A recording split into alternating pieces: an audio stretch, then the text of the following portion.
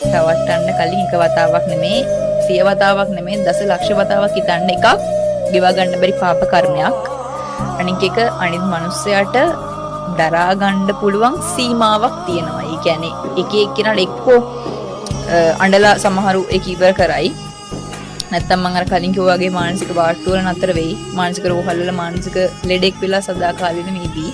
එහෙම නැත්තම් තමන්ගේ ජීවිතෙන් වන්ති ගෙවන්න පුළුවන්. මොකදයි දැන් ගොඩක් වෙලේට අපි බයිනවා මිනිස්සු සියදිවි හානි කරගත්තම මෝඩ වැඩක් මෙහෙම කියලා. හැබැයි ඒක මිනිස්සුන්ගේ දරා ගැනීමේ සීමාවයි. ඒ කියන්නේ මේ ඇත්ත ඒක මෝඩකමක් තමයි. තමන්ට මේ ලැබිලා තියෙන තුන් ජීවිතේ නැති කරගන්නවා කියන එක මෝඩකමක්.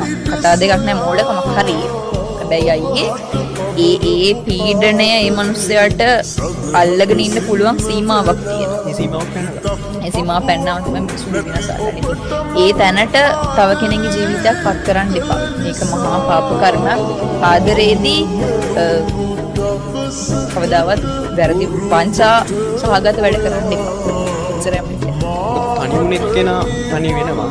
අර දාලා යන එක්කෙනා කොහොමද යන්නේ යට බෑකප් ප්ලෑන් එකක් සහ සෙකන්ඩ් ඔප්ෂන් එකක් තියෙන හින්දා අනිවාර්යෙන්ම එයා යන්නේ හින්දා ඉතින් අරයා තමයි අසරණ වෙන්නේ මේ කියන්නේ වේදනාව එක්ක ජීවත් වෙන්නේ